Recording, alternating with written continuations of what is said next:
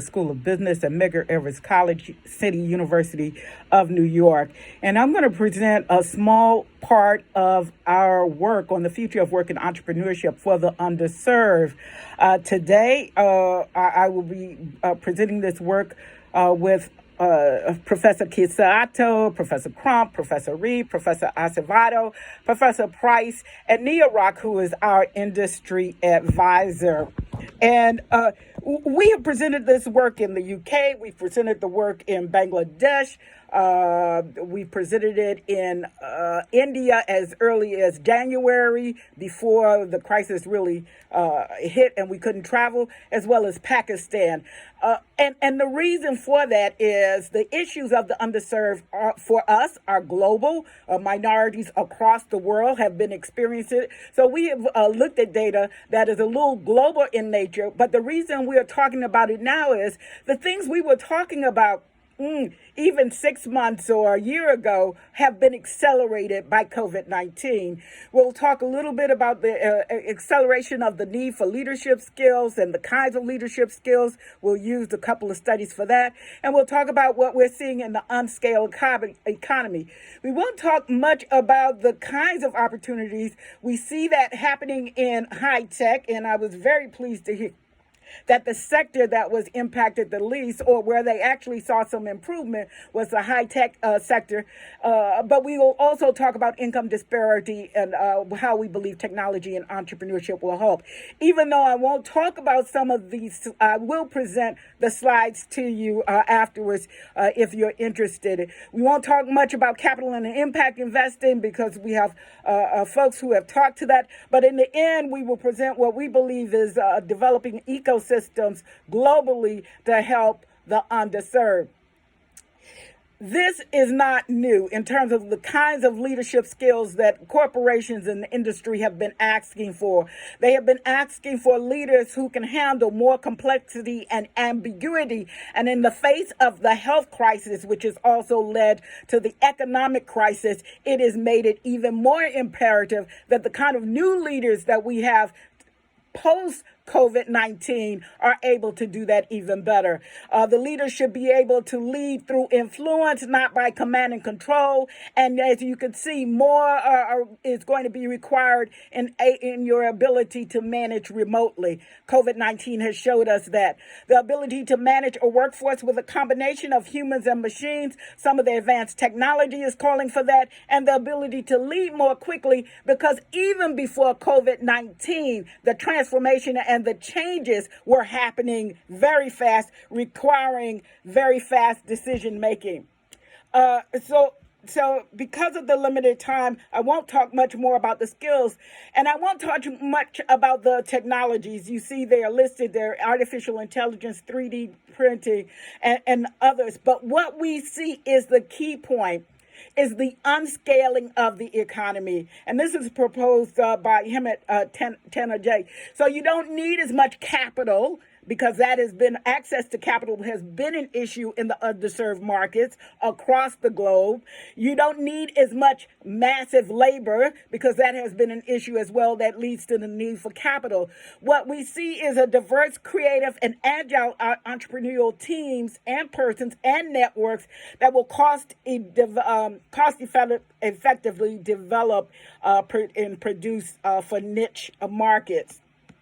And again, we focus on the technology because that's the sector that seems to have the most resilience attached to it. When we looked at the UN worldwide data, we looked at the data, it just came out the end of 2018 and it was available at 2019. And it looked at the income disparity globally. This was one of the first times that we could look country to country, nation to nation, and look at some of the income disparities. And I don't have the specific data, but we did look at it. And there was some I would say troubling and different results that we didn't expect. We expect the middle to get squeezed, but what we didn't expect was the squeeze to come from the top and not the bottom. As you know, that there was more innovation in the marketplace, especially in the U.S., creating wealth for certain groups and less wealth for others. So the squeeze in the middle before COVID-19 was happening. Since COVID-19, with 40 million people not working, and a lot of the folks who weren't working before, that is not the number we're talking about. There are people who had good middle class jobs across sectors, and many of those jobs went away. Some of them will come back and some of them won't come back. And what we also saw in the U.S. is, even though Russia had a different kind of issues before, the U.S. and Russia are almost at parity at income disparity in incomes. And then one of the real issues is, where is the money? Where is the capital? It used to be, years ago, the public sector had a lot of capital so that they could do income redistribution. The capital now has gone into a lot of private capital sources, and therefore it makes it a lot harder to do some of the programs that the public sector was able to do before.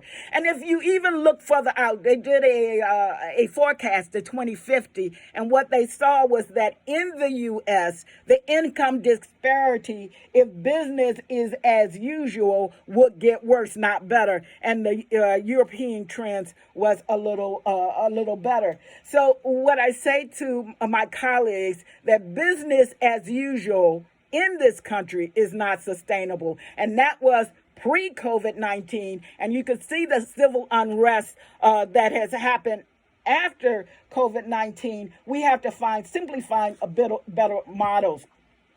In terms of what Medgar Evers College is doing, and I'm just going to talk to this just briefly. We are looking across stakeholders. We're looking for our state and local government support. We're looking for to working with our industries. In fact, much of the work that we have been doing has been with our industry in both the capital markets and in the tech markets. We've been working with Startup New York, innovations from brand new companies. We've been working with Into New York, and that is international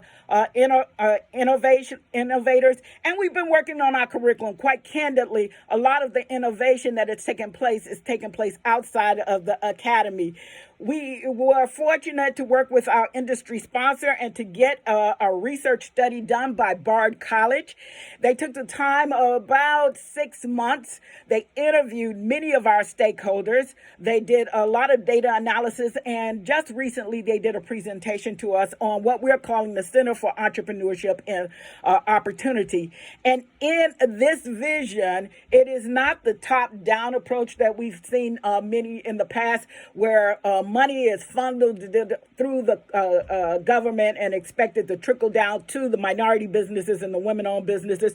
We have been there before, and that has not worked to the advantages, and much of that has been said before. I won't say that. But instead of a top-down or a bottom-up approach, and I see my time is growing limited, so I'm going to stop soon, we look at a wheel-spoke approach where everyone comes to the center of the table. We believe that there is room for the policy discussions, but with the other stakeholders, the public investors. We did a whole forum on opportunity funds and how we could work with the community so that those would be targeted into the areas where the community and the Black-owned businesses and other businesses needed them.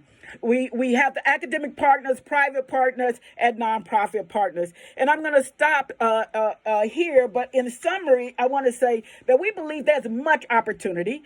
It's just who will lead the transformation and the opportunity. That's a question Larry Summers asked yesterday when he was addressing the Economics Club of New York. Typically in our sector, in the education sector, in the academic sector, we don't have the will to be the disruptor. And those are his words and not my words. So where will the disruption come? Will it come from the new tech companies or the upstarts or the partnerships? we believe is going to come from what we're calling the hungry middle. For those who can build small, mobile, agile networks to meet product and service demand globally, and who could come at the table with a voice. Now, what you've heard before is many of the high school folks have been impacted, but there are many college-ready, career-ready individuals who have not been in the marketplace, and we believe that there can be some sustainability of some businesses and development of business for them. But we must come to the table hearing all voices and seeing perspectives that typically have not been heard before. Typically, a lot of the policy is done and then the community is asked afterwards. What I really liked about the BARD approach is that they talked with our community, they talked with our academicians, they talked with our students, they talked with our faculty. And so when they came with solutions, short and long-term solutions, they had all the voices of all the stakeholders. Thank you, and I apologize for going over. Thank you, Dr. Roll. So we're going to have use the next about 10 minutes to answer some of the Q&A questions that we have received. So let me start off by asking the panelists this question. In view of great uncertainties and the recession that's looming, what are the most pressing needs of small businesses? Should there be more resources allocated to helping young businesses, specific industries that are more vulnerable? I know that Ms. Faria mentioned about the venture capital that has dried up, or Dr. Harpo that mentioned that incentives are not quite designed to be timely and really be helping small businesses, and about academia and universities that may not be best equipped for this kind of a situation. So please, if you have any comments, I welcome your thoughts.